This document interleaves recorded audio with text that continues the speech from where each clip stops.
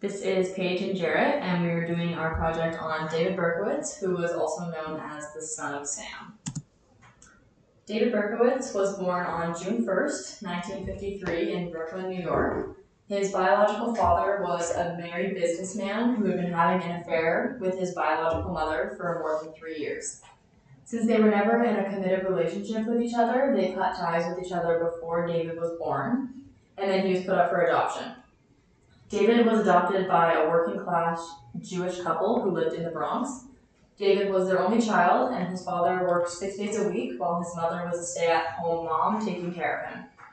David's adoptive parents told him that his birth mother had died during childbirth, even though this was not true.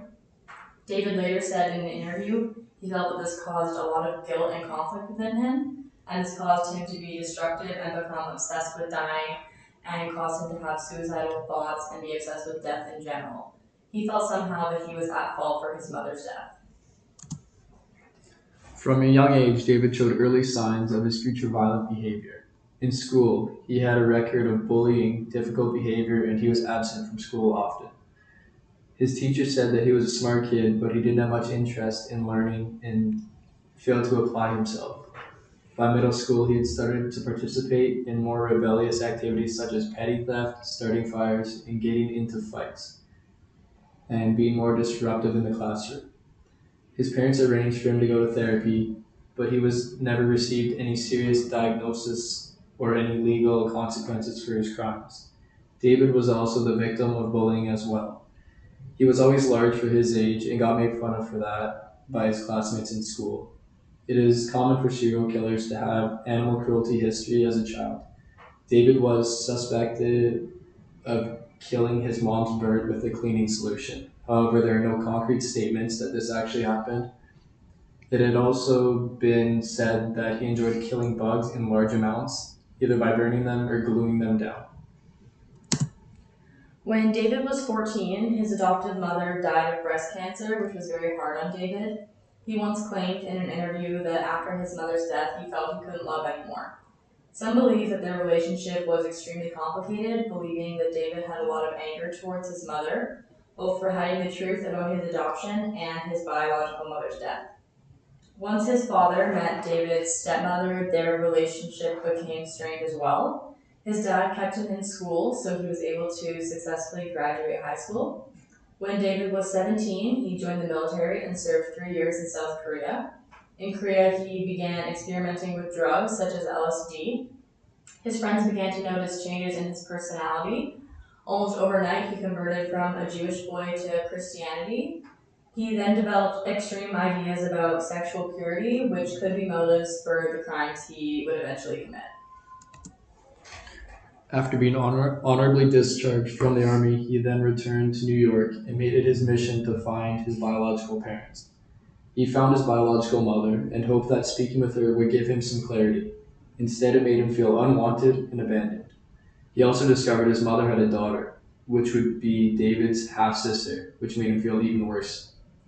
An anthropologist who studied David's life described this learning about his biological parents as a primary crisis of his life. David was never able to meet his biological father. By the time he found his mother, his father had already passed away. By 1975, David's life was kind of falling apart. He was fresh out of the army with no job, no relationships, and no goals or sights of what his future would hope to be. He briefly enrolled in college but dropped out after a year. He then moved into an apartment building and landed a job with the Postal Service.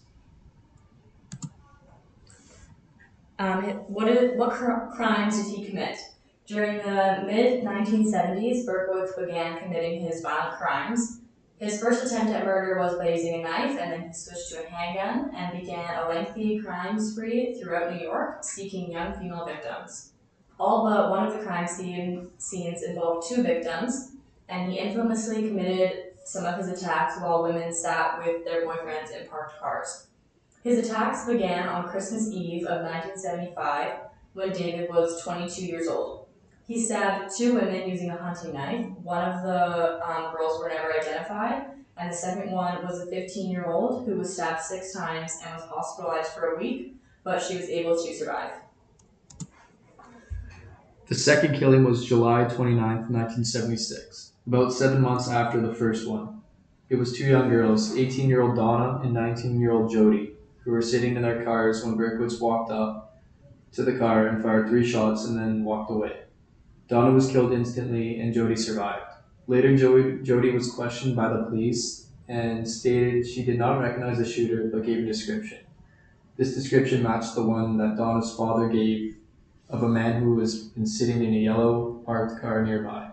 Neighbors stated that the car had been cruising the area about hours before the shooting took place. Police determined that the gun used was the .44 cal Bulldog. A month later was David's attack of two female high school students. One was 16 and one was 18. They were sitting on the porch when a young man approached them to ask for directions.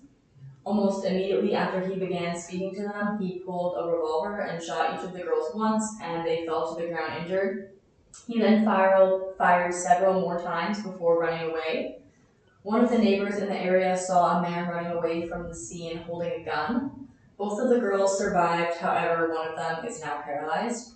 The next attack was a couple months later. An engaged couple were sitting in their car and he fired 3 shots. The male driver sped off. He maintained minor injuries and survived. However, his fiancée was shot twice and she died several hours later at the hospital. Police made the first public statement saying that this past attack was similar to the previous crimes that he had may be connected to.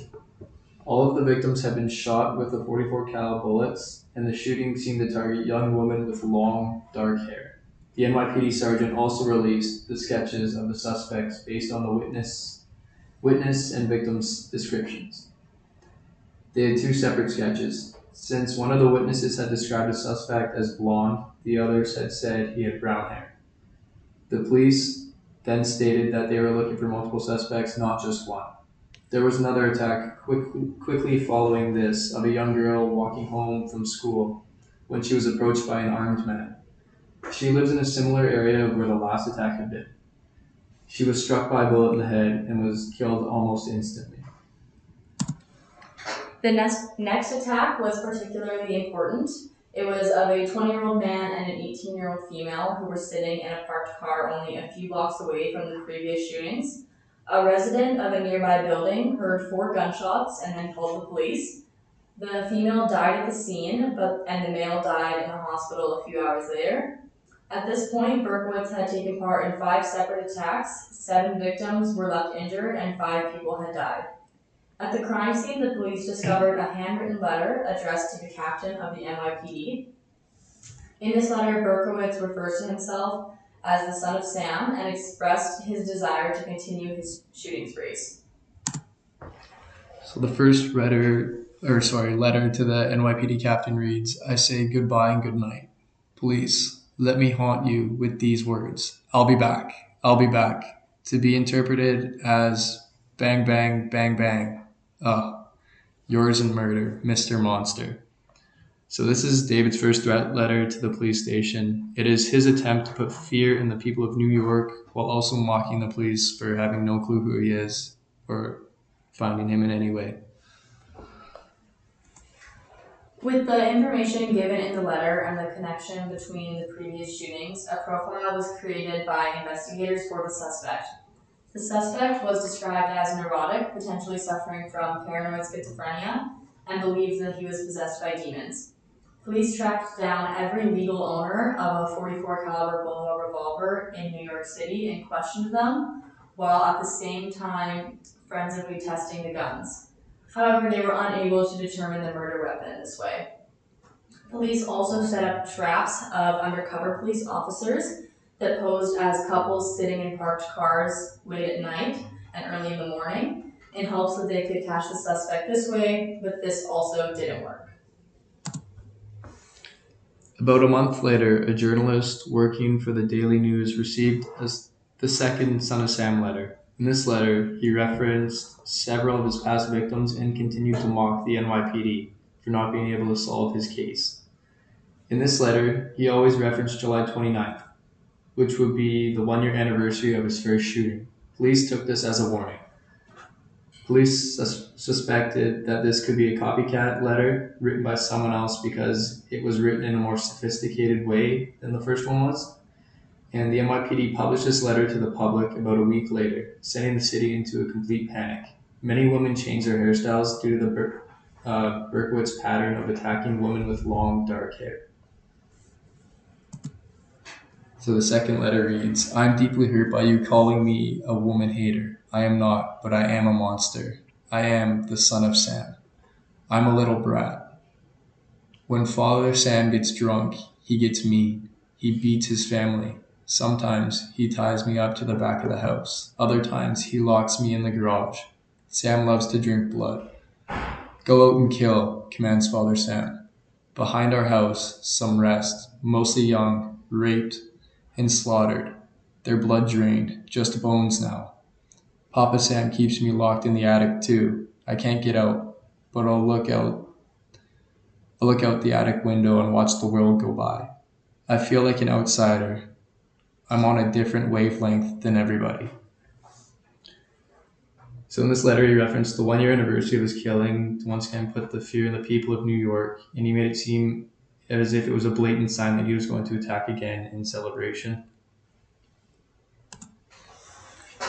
On June 26, 1977, he struck again, firing 3 gunshots at 2 victims sitting in their parked car. Both suffered minor injuries and survived, but neither had seen their attacker.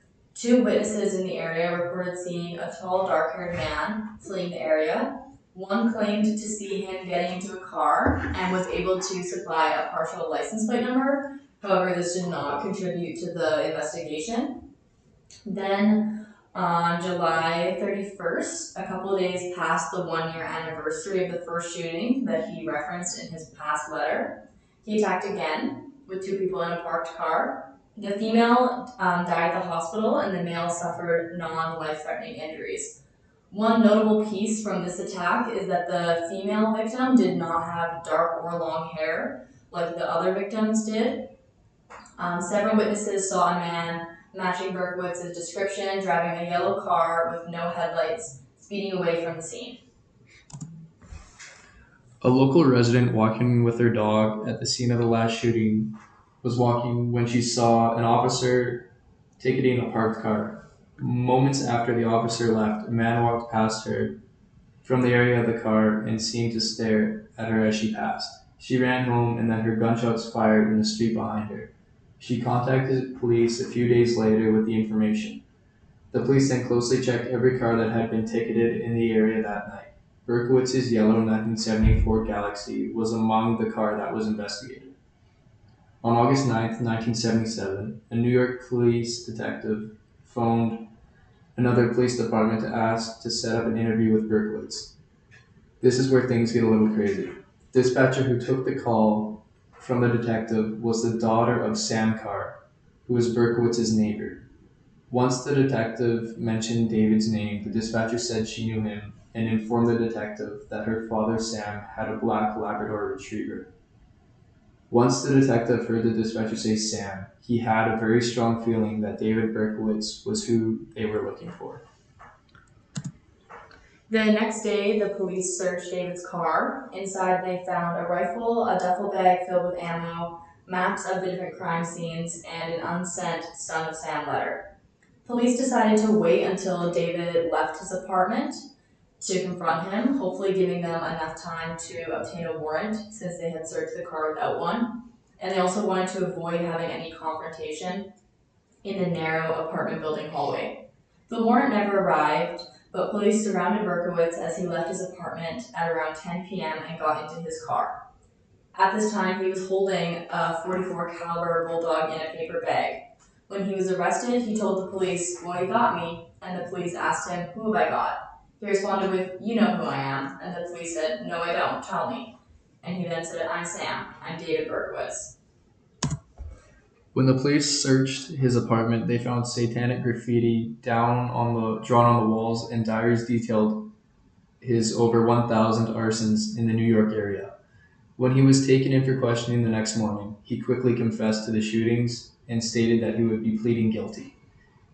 It is said in the media that his motivation behind the killings was his former neighbor by the name of Sam Carr had a dog that was possessed by a demon and told Berkowitz to kill. This inspired the nicknames the Son of Sam. However, David Berkowitz had done interviews from prison and he had said that this storyline got taken way out of context and the Sam he was referring to was a demon by the name of Sam Hain and had nothing to do with the neighbor Sam or his dog. So where is David now? David underwent 3 separate mental health exams, but they determined that he was competent enough to stand trial. Despite this, his defense lawyers advised him to enter a plea of not guilty by reason of insanity, but David refused. He pled guilty to all of his shootings, and 2 weeks later at his sentencing, he attempted to jump out of the window of the 7th floor courtroom, and when he was restrained, he shouted that he would kill them all again, called his victim out by name a whore, and said that he would kill her again too. They then ordered another psych exam, but again found that he was competent to stand trial. On June 12, 1978, he was sentenced to 25 years in prison for each murder, to be served consecutively, adding up to more than 300 years in prison. He was placed in New York's Supermax prison, and he was eligible for parole after the first 25 years. He told a psychiatrist in jail that he was lashing out in anger against a world that he felt had rejected and hurt him. In 1979, there was an attempt to kill Berkowitz within the prison, where he was slashed on the neck, resulting in a wound that needed more than 50 stitches to close. David refused to identify who had done this to him, claiming that he was grateful for this attack, since it brought the punishment he deserves. In 1990, Berkowitz was moved to Sullivan Correctional Facility, still in New York, where he remains today. While being in prison, David had become very involved in Christianity and regularly counsels troubled inmates and says he is no longer referred to as the Son of Sam, but rather the Son of Hope. He has also pursued education while in prison.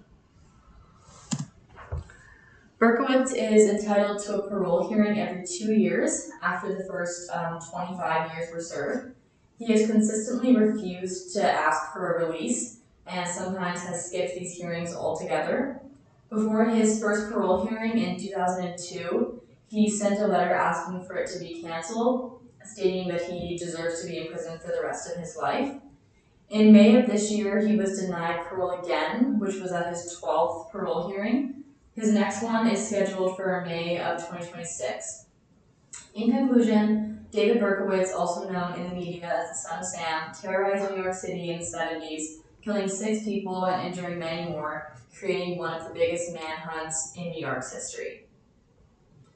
And then for Brian, these are our research references and our picture references. Thanks for listening.